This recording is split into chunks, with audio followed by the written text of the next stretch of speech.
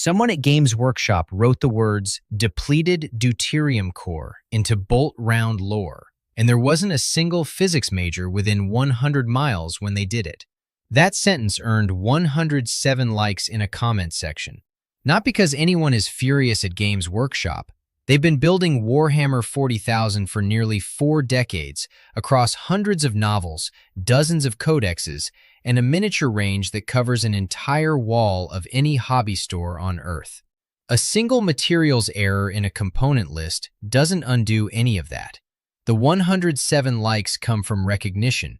The comment landed because the people who understand the chemistry had already done the math, and the math produces a result that is both completely unambiguous and mildly astonishing. Warhammer 40,000 is a science fantasy setting placed in the 41st millennium, a civilization spanning approximately 1 million worlds, held together by the armed forces of the Imperium of Man. The elite of those forces are the Adeptus Astartes, the Space Marines.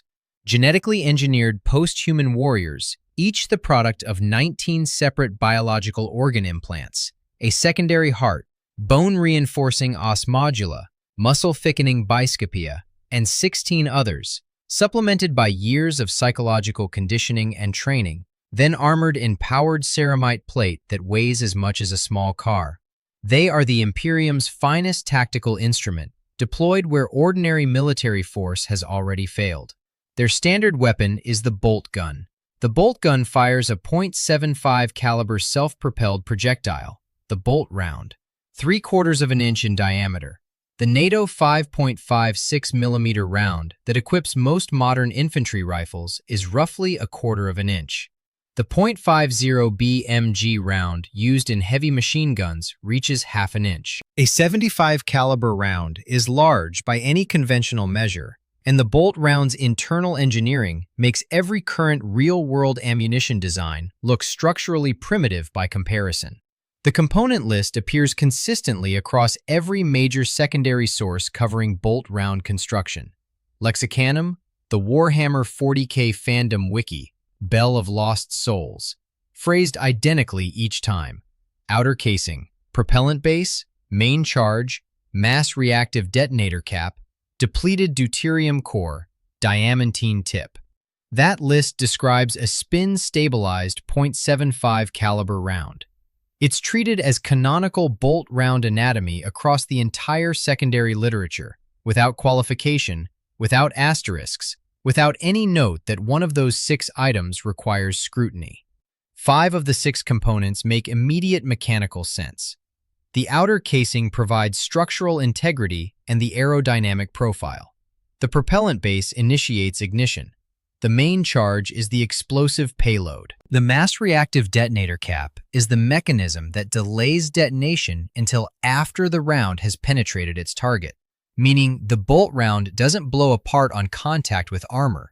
It travels inside the target before detonating, maximizing damage to internal structure rather than external surface. Per round trigger detonation with penetration sensing puts the bolt round in a technical category with no current real-world equivalent. The diamantine tip is a synthetic diamond composite penetrating element hardened to defeat ceramite, plasteel, and conventional metal plating on first contact. Then there's the depleted deuterium core. The Warhammer 40K fandom wiki describes it plainly. A very dense material, adding weight and thus momentum to the bolt when in flight, aiding the bolt's armor penetration. The function described is kinetic energy penetration, the same operating principle behind every armor-piercing round in real military inventory. Denser core, same velocity, more momentum, deeper penetration. The description is mechanically coherent. The material named to achieve it isn't. Deuterium is the second isotope of hydrogen. Its nucleus contains 1 proton and 1 neutron, the neutron being the single structural distinction that separates it from ordinary hydrogen, which is just a lone proton with nothing else at all. Deuterium is stable, meaning it doesn't radioactively decay on any meaningful timescale.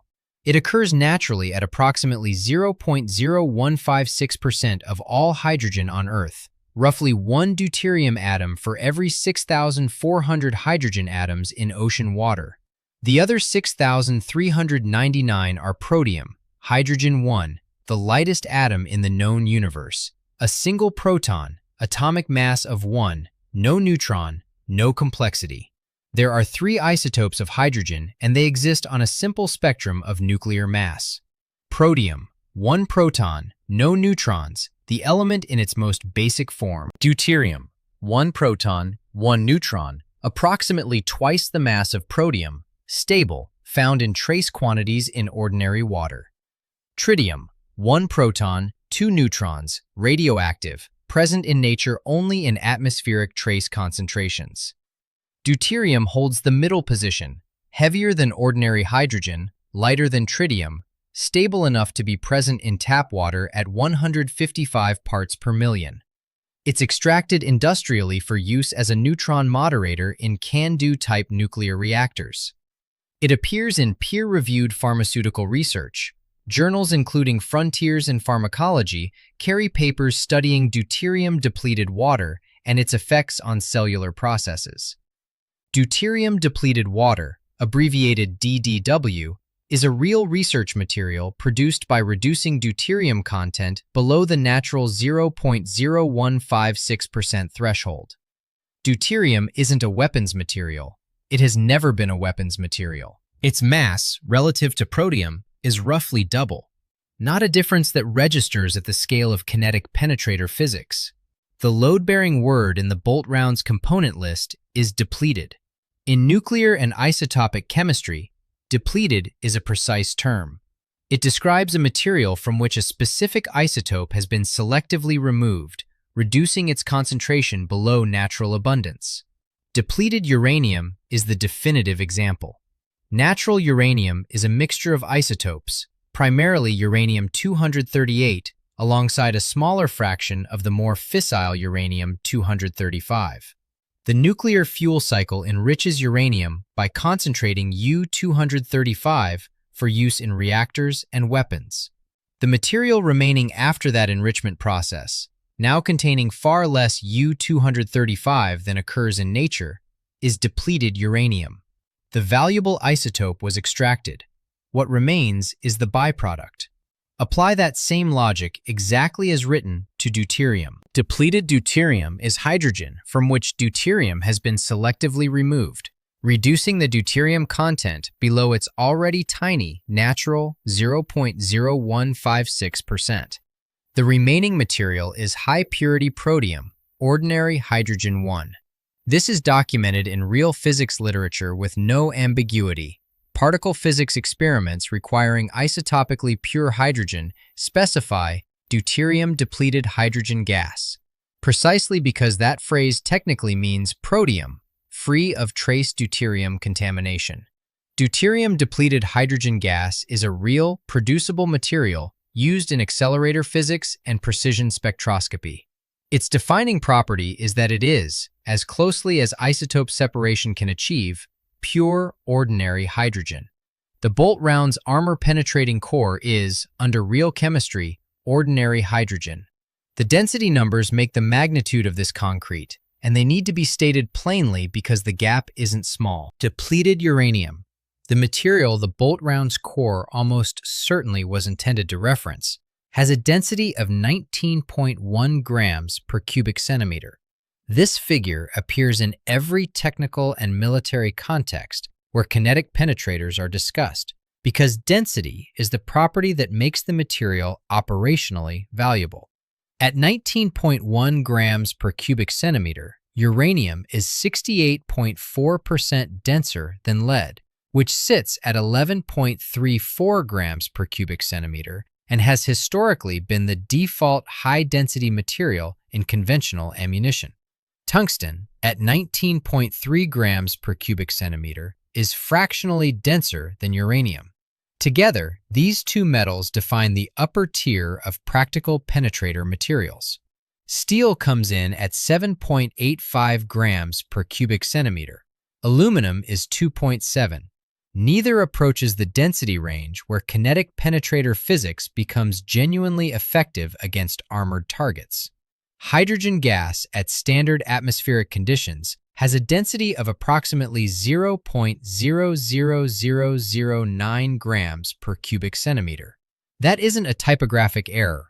900 thousandths of a gram per cubic centimeter at the temperatures and pressures where a bolt round might reasonably be stored and fired. Even liquid hydrogen, cooled to -253 degrees Celsius, achieves a density of approximately 0.071 grams per cubic centimeter. Liquid hydrogen is 269 times less dense than depleted uranium. Gaseous hydrogen at operational temperatures represents a density gap against depleted uranium of approximately 212,000 to 1. The bolt round's very dense material, adding weight and thus momentum to the bolt when in flight, is canonically made of the element used to lift airships. The fan community's reaction when this chemistry was surfaced in discussions about the original boltgun lore video converged on the correct conclusion independently.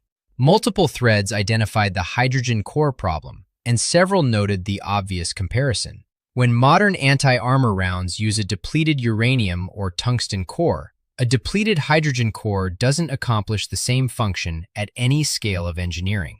The community reached the right answer through intuition. The physics confirms it. Depleted uranium became the armor-piercing material of choice because its operational properties are exceptional, and establishing those properties clearly matters for understanding what the bolt round lore was almost certainly trying to describe. The GAU-8/A Avenger is the 7-barrel rotary cannon mounted in the nose of the A-10 Thunderbolt II close air support aircraft. It fires 30mm rounds at a rate of up to 4,200 rounds per minute. The standard armor-piercing round for that cannon, the PGU-14, contains a depleted uranium penetrator. Each individual round contains 302 grams of depleted uranium in the penetrator alone. The cannon can sustain fire at 70 rounds per second. This weapon system was designed specifically to destroy Soviet-era main battle tanks, and the depleted uranium penetrator is the mechanism that achieves it. Density driving kinetic energy at impact velocity to levels that aluminum and steel cores can't replicate. The M829 APFSDS round used by the M1 Abrams main battle tank takes the density principle further. Its depleted uranium penetrator rod is a long, narrow dart of dense metal carrying enormous kinetic energy at the moment of impact. At those velocities and that density, the physics of what happens next are specific. A depleted uranium penetrator doesn't simply punch through armor the way a steel rod would. It behaves differently in two critical ways that define its military value. First, it's pyrophoric. On impact with hard armor, it generates enough heat and friction to ignite, producing incendiary burn and spray inside the target that a tungsten rod traveling the same trajectory wouldn't produce. Second, it's self-sharpening. Rather than mushrooming and deforming at the tip under impact stress, the uranium shears cleanly at the leading edge as it passes through the armor plate, maintaining a sharp, penetrating geometry throughout transit. Denser than lead, self-sharpening, and incendiary on contact. These three properties together explain why depleted uranium remains in operational use despite its low-level radioactivity and the health concerns that radioactivity generates. Depleted deuterium and depleted uranium are 3 letters apart at the beginning of the second word. Both phrases carry the prefix depleted. Both reference nuclear-adjacent terminology. Both have the cadence of technical military materials language, the pattern that makes a specification sound authoritative without requiring the reader to verify the chemistry. The most economical explanation for how depleted deuterium entered bolt round lore is that depleted uranium was the intended reference. A writer needed a technical-sounding core material for the setting's most iconic ammunition, reached for the established phrase from real armor-piercing ammunition, and produced a near-phonetic substitute that passed casual review. Depleted deuterium sounds right. It has the structure of a real specification.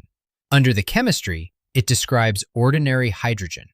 Games Workshop is the inciting mystery here.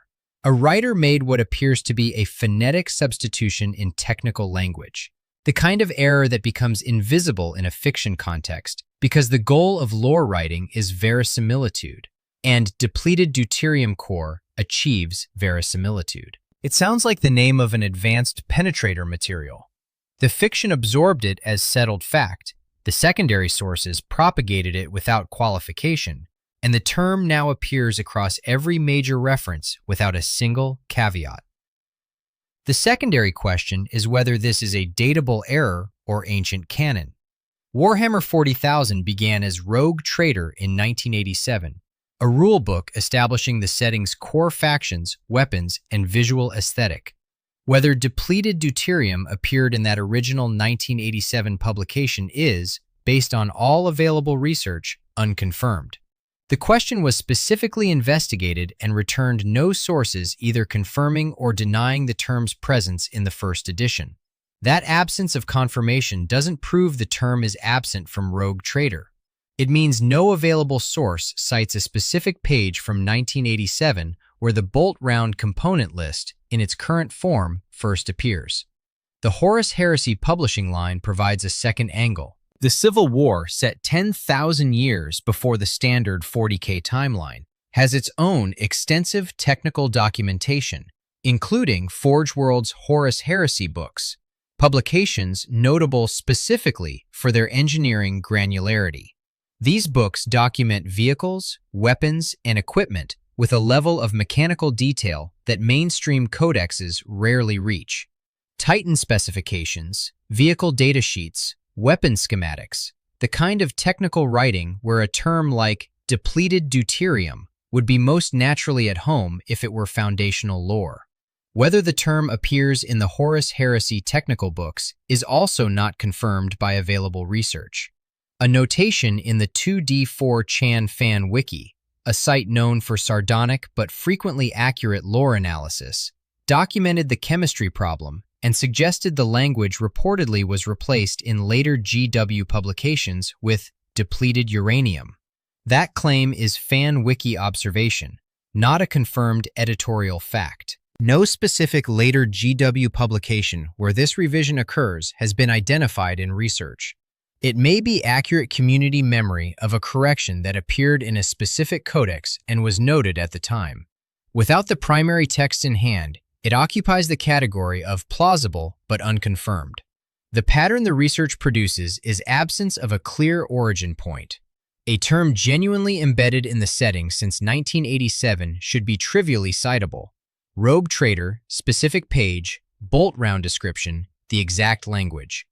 The current situation, where depleted deuterium core is thoroughly established across every modern secondary source but has no confirmed first edition citation despite multiple targeted research attempts, is consistent with the hypothesis that it arrived during a later publishing period when technical language was being added to weapon descriptions in greater specificity than the original editions required.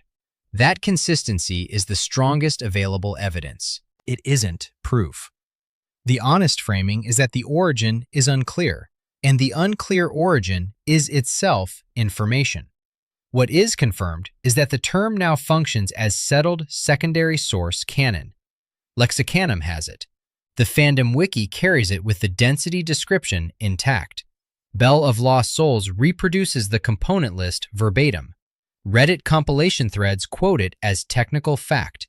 The fandom wiki states plainly that the depleted deuterium core is a very dense material, adding weight and thus momentum to the bolt when in flight. That sentence appears on what functions as the setting's reference encyclopedia. The physics it describes are straightforwardly incorrect. The description has circulated long enough that subsequent writers building lore on top of it have treated it as reliable background, which is how errors become structural. The chemistry verdict has been delivered. The density comparison is decisive, the phonetic confusion vector is clear, and the publication trail vague in ways consistent with a modern writing error. A substantial portion of the audience watching this has what they came for. The argument those 25 to 27 like comments were making, the ones citing Jupiter's atmosphere, the Adeptus Mechanicus, and the uncharted materials science of the 41st millennium deserves a genuine answer. The rationalizer position isn't hand-waving. There is real physics behind it, and the honest version of this analysis takes the steelman seriously rather than dismissing it. The core of the rationalizer argument: you are applying 21st century chemistry to a setting whose technology has been developing in isolation for 38,000 years, managed by an organization, the Adeptus Mechanicus, whose production methods are encoded as religious ritual precisely because the underlying science has been lost. The Mechanicus doesn't understand how most of its best equipment works. It maintains the process. It performs the ritual. The output is consistent. If a forge world has been producing depleted deuterium cores for 10,000 years through a ritual whose original engineering rationale is no longer accessible to anyone in the Imperium, the ritual label attached to the output might simply be an ancient name that no longer accurately describes the material physics involved. The term depleted deuterium might be what remained after the science behind the process became liturgy. The rationalizer's strongest supporting physics is metallic hydrogen. Eugene Wigner and Hillard Bell Huntington published their theoretical prediction in 1935. Hydrogen, under sufficient pressure, would transition from molecular insulator to metallic conductor. The mechanism operates through electron delocalization. Under extreme compression, the electrons in a molecular hydrogen solid lose their molecular bond confinement and begin behaving as a free electron gas, the same condition that makes conventional metals electrically conductive. Wigner and Huntington called the pressure threshold at which this transition occurs achievable in principle. The transition they described, now called the Wigner-Huntington transition, has been the experimental target of high-pressure physics for 89 years and has never been conclusively demonstrated in a form stable enough to study at leisure. Jupiter is the largest scale evidence that this state exists in nature. Descend into Jupiter's atmosphere, moving toward the planet's center through increasing pressure generated by the planet's own mass. And at approximately 7,000 kilometers of depth, the molecular hydrogen undergoes a phase transition. The hydrogen becomes metallic. Metallic hydrogen constitutes the bulk of Jupiter's interior, and the electrical currents flowing through it generate Jupiter's magnetic field, approximately 20,000 times stronger than Earth's. This isn't a theoretical model. The field is measurable from Earth. Its existence is confirmation that metallic hydrogen operates at planetary scale in the outer solar system. Generating it in a controlled laboratory environment requires diamond anvil cells. A diamond anvil cell is a compact device, roughly the size of a hardback book, in which two gem-quality diamonds are positioned opposed, tip to tip, with a microscopic sample of material sandwiched between their culet faces. The diamond's extreme hardness allows the device to generate pressures measured in gigapascals. 1 gigapascal equals approximately 9,870 atmospheres. The sample being compressed is typically smaller than a grain of table salt.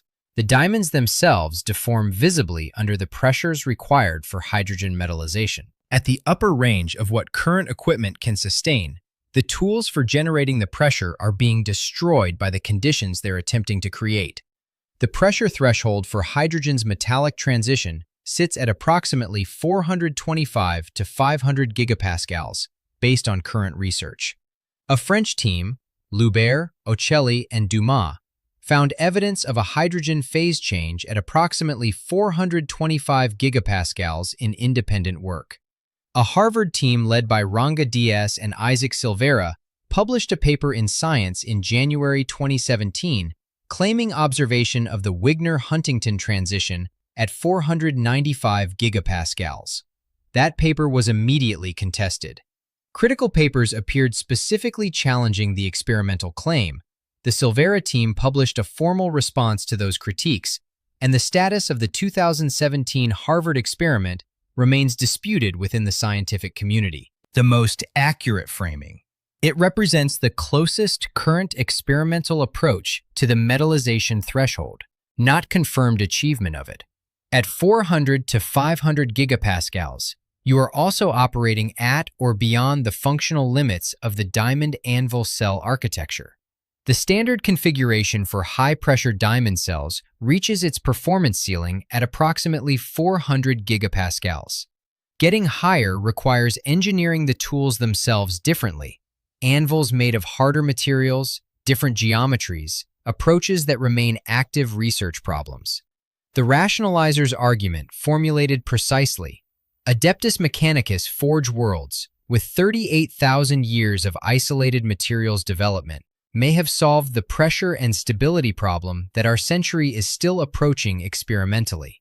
They may have materials capable of sustaining these compressions routinely. They may have found a stabilization method that produces room pressure metallic hydrogen phases without the material immediately relaxing back to gas.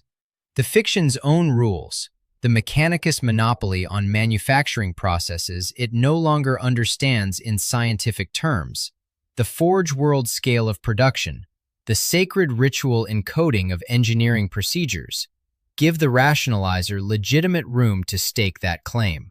Within the fiction's operating logic, the Adeptus Mechanicus isn't constrained to what a graduate student can replicate in a high-pressure physics laboratory in 2024. The density problem is where the steelman reaches its honest boundary. Hydrogen's atomic mass is 1 atomic mass unit. Uranium's is 238. A uranium atom weighs 238 times what a hydrogen atom weighs, independently of how those atoms are arranged or how closely they're packed. Compression under extreme pressure forces atoms into closer spatial proximity and can force changes in electron configuration, bonding structure, and conductivity, the changes that produce metallic behavior. What compression can't do is change the mass of the atoms it's compressing. The fundamental constraint on hydrogen as a dense material isn't its molecular arrangement, but the atomic mass of each individual atom that populates the material, regardless of what phase state it's in. Liquid hydrogen at cryogenic temperatures reaches approximately 0.071 grams per cubic centimeter. Metallic hydrogen under extreme laboratory pressures would be denser than liquid hydrogen. The atoms are more closely packed. But the achievable density of any hydrogen phase, under any compression achievable even in principle, falls far short of depleted uranium's 19.1 grams per cubic centimeter, because the atomic mass ratio is 238 to 1. A dense metallic hydrogen phase might approach the density of certain ceramics or light metals, a meaningful engineering achievement, but not uranium-class penetrator performance. The rationalizer preserves the plausibility of an exotic Mechanicus process. The rationalizer can't close the density gap that atomic mass establishes, because that gap isn't a material science problem. It's an atomic mass problem, and matter science can't solve it. The metastability problem adds a second layer. Metallic hydrogen has been theoretically predicted to be metastable, meaning that once formed under extreme pressure, the crystal structure might persist when external pressure is removed, the way diamond retains its structure after the geological conditions of its formation relax. The National Ignition Facility lists room pressure, metastable, metallic hydrogen as a specific research target, the kind of language research institutions use for achievable in principle goals that haven't been demonstrated yet. Current experimental evidence indicates metallic hydrogen isn't metastable to zero pressure. The structure collapses when the compression ends. Whatever holds inside a diamond anvil cell at 500 gigapascals doesn't survive retrieval from it. The honest verdict on the steelman is two-part. Under real-world chemistry, the rationalizer can't save the density claim. Under the fiction's internal logic, the rationalizer successfully establishes that the core material is genuinely difficult and expensive to produce.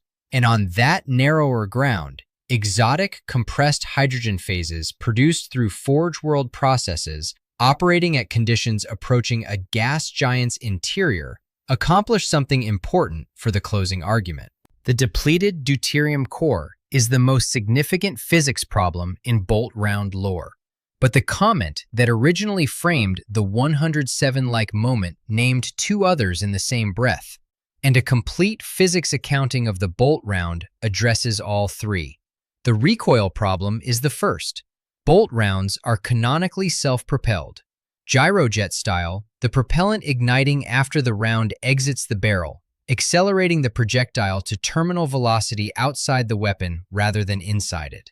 MBA Associates built and tested exactly this concept with the Gyrojet family of weapons, developed through the 1960s and into the early 1970s. The Gyrojet was tested during the Vietnam War and featured in James Bond films of the same era. It fired small, self-propelled rockets, microjets, with explicitly little recoil because the propellant fired outside the weapon rather than against the breech inside it. Newton's third law generates recoil when propellant gases push against the firearm's breech during expansion. In a gyrojet design, the gases exhaust rearward away from the gun, and there's no breech to push against during that expansion. The gyrojet pistol was specifically engineered to eliminate felt recoil. Its documented real-world performance confirmed that it did. Bolt guns, across virtually every Black Library novel depicting their use, have severe and sometimes spectacular recoil, described as capable of shattering an unaugmented human's arms. Firing one-handed is presented as a feat of the Space Marines' augmented physiology and powered armor, not standard infantry practice. This is core to the weapon's identity and its aesthetic character. It's also directly incompatible with the bolt round's own propulsion description. A gyrojet-style projectile whose propellant fires post-barrel should generate minimal recoil, somewhere between low and negligible, depending on the round's mass at the moment of launch from the barrel. Either the gyrojet propulsion framing is decorative rather than functional, the propellant actually fires inside the barrel, and the post-barrel ignition language is flavor, or the recoil depicted throughout 40K media is exaggerated for dramatic effect. The lore has carried both descriptions simultaneously for decades without resolution. The caseless contradiction is shorter and visible in official art. Bolt rounds are described as caseless, propellant bonded directly into the round's construction, no separate brass case, no extractable casing left after firing. Caseless ammunition, as implemented in the Heckler & Koch G11, developed through the 1970s and 1980s, bonds solid propellant directly to the projectile in a rectangular block, eliminating the brass case entirely. No case means no extraction mechanism is needed. No extracted case means nothing is ejected from the weapon after firing. The G11's entire design philosophy was built around that elimination. Lighter ammunition, faster cycling, no ejection port interrupting the receiver's geometry. Official Warhammer 40,000 artwork and miniature sculpts routinely depict bolt guns with visible ejection ports. Official imagery shows spent casings scattering from the weapons during firing, the bright kinetic scatter of ejecting brass, the ejection port machined into the receiver, the visual grammar of a semi-automatic rifle translated into science fiction geometry. That visual grammar is so deeply embedded in how firearms look in fiction and in the practical experience of artists and sculptors producing Games Workshop's imagery that it was applied without reference to the lore's caseless specification. The codex says caseless. The art shows ejection. Both are official. Neither addresses the other. These two contradictions, recoil from a post-barrel propellant, ejected cases from a caseless round, share the same origin as the depleted deuterium error. Writers building technical specificity into the bolt round reached for real-world weapons language, but the language they chose pulled in different directions, and the physics of each description wasn't tracked against the others before publication became canon. The bolt round isn't a coherent mechanical design. It's a collection of impressive technical descriptions accumulated across publications spanning nearly 4 decades by writers whose goal was a weapon that sounded authoritative and felt appropriately lethal, whose physics review was, based on the available evidence, not the priority. The standard weapon of the Imperial Guard is the M36 las gun. Every account of why the Guard doesn't carry bolters should start with the scale of the force that question is being asked about. The Astra Militarum fields soldiers in numbers that the lore describes as untold billions, not as hyperbole, but as the practical consequence of defending a civilization spanning approximately 1,000,000 worlds against threats that include two separate interstellar alien empires, a galaxy-consuming fungal invasion, a chaos-corrupted warp dimension, and the periodic emergence of machine intelligence that predates human civilization by millions of years. The Guard deploys entire army groups to single contested worlds. It fights wars measured in decades. A single major campaign can consume more ammunition than any single Forge world can produce in a year. Guard logistics are civilization-scale operations, moving food, fuel, ordnance, and replacement personnel across interstellar distances on ships that take months or years to arrive. The M36 lasgun's ammunition is a rechargeable power pack rated for approximately 150 full-power shots. That pack drains in sustained combat. Its resupply solution is the laser rifle's defining logistical advantage. Almost any power source recharges it. A Chimera armored transport's vehicle battery works. A campfire works, slowly, through heat conversion. A plasma generator works. Any power coupling from any piece of Mechanicus field equipment works. The lasgun's ammunition infrastructure exists on every world the Imperium touches because the Imperium's industrial base, even at its most degraded and war-worn, can produce electrical current or sufficient heat. In century-long campaigns across 1,000,000 worlds, a weapon whose ammunition regenerates from ambient energy isn't a compromise. It's the only ammunition economy that actually scales to the force using it. The bolt round has no equivalent resupply mechanism. Each round is a single-use precision assembly of 6 engineered components. The mass-reactive detonator, a per-round triggered mechanism that fires after penetrating the target, represents precision manufacture of a miniaturized detonation system inside every individual projectile, with no current real-world equivalent in per-unit cost or engineering complexity. The diamantine tip is synthetic diamond, engineered to specific hardness and penetration geometry. The core material, whatever it actually is, a writing error resolving to hydrogen, an exotic Mechanicus forged compressed phase, or something the lore hasn't fully defined, isn't produced from ambient materials. It comes from Adeptus Mechanicus manufacturing at Forge World scale through processes that no other part of the Imperium can replicate, substitute, or improvise in a field workshop. The heavy bolter demonstrates the supply problem at operational scale. The crew served sustained fire variants of the bolter family, mounted on gun carriages, pintle positions, and fortified emplacements, designed for volume fire against power-armored targets and light vehicles, burns through ammunition at rates calibrated to sustained engagements. Each round fired from a heavy bolter carries the same 6-component assembly as a standard bolt round. Each detonates on use. The mass-reactive detonator fires, the bolt expends itself inside the target, and the components, including whatever constitutes that core, are gone permanently. In an extended defensive action, a heavy bolter team can expend thousands of rounds. At the supply cost the rationalizer's exotic materials argument implies for each one, that consumption rate becomes a strategic materials constraint, not a procurement line item. At the logistical scale of the Imperial Guard, billion-soldier armies fighting on hundreds of contested worlds simultaneously, equipping Guard infantry with bolt rounds produces an arithmetic problem with no solution.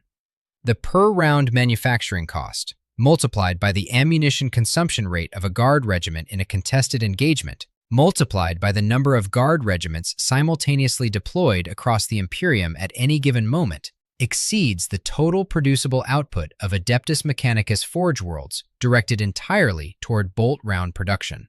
And the Mechanicus is producing everything else simultaneously: power armor components, vehicle parts, void ship ordnance, plasma weapons, Titan ammunition, the entire manufactured infrastructure of Imperium military operations. The bolt round supply for the Guard doesn't compete with other ammunition types. It competes with the entire Mechanicus production ledger, and it loses that competition at the first calculation. Each Adeptus Astartes represents an investment of a different order. 19 organ implants, each requiring surgical precision and years of the body's biological adaptation. Psychological conditioning across adolescence and early adulthood. Weapons and tactical training extending years beyond the last implant. Power armor of the pattern each chapter maintains, manufactured to individual fit and kept in continuous maintenance by chapter artificers. A full Space Marine chapter fields approximately 1,000 warriors at full strength. Against the per-warrior production cost of an Adeptus Astartes, the ammunition cost of equipping those 1,000 warriors with bolt rounds is a marginal line in the chapter's supply calculation. One Space Marine costs more to produce than the bolt rounds an active chapter fires in a decade. Equipping them with the most effective personal weapon the Imperium can manufacture is economically self-evident against that background cost. The Guard fields $1 billion. The equipment economics reverse completely at that scale, and no amount of political will or institutional respect for the Guard soldier changes the arithmetic. The frustration those Imperial Guard comment threads express, 108 engagements worth of readers who recognize that the Guard carries the most impossible burden in all of science fiction and does it with a laser rifle that can be charged from a campfire, is completely valid. Guard soldiers take objectives that shape wars. They die in numbers the Adeptus Astartes never approach, against threats that individual Space Marines would handle in minutes, with equipment that is the specific output of calculating what the Imperium can actually sustain when it fields armies counted in billions. The lasgun's rechargeable pack isn't contempt for the soldiers who carry it.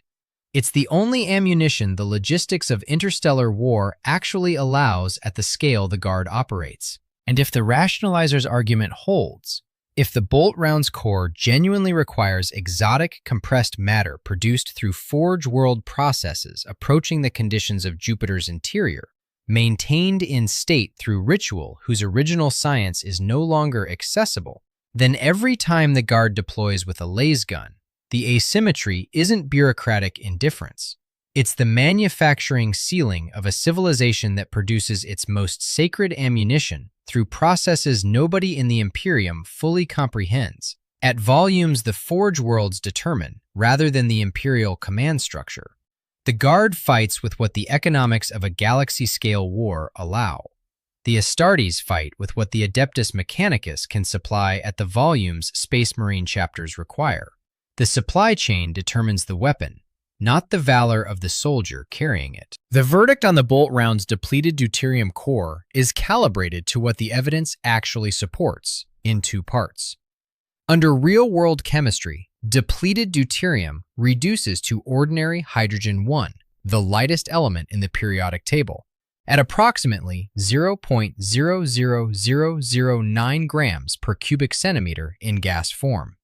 Against depleted uranium's 19.1 grams per cubic centimeter, the density gap isn't a rounding error or a materials engineering problem.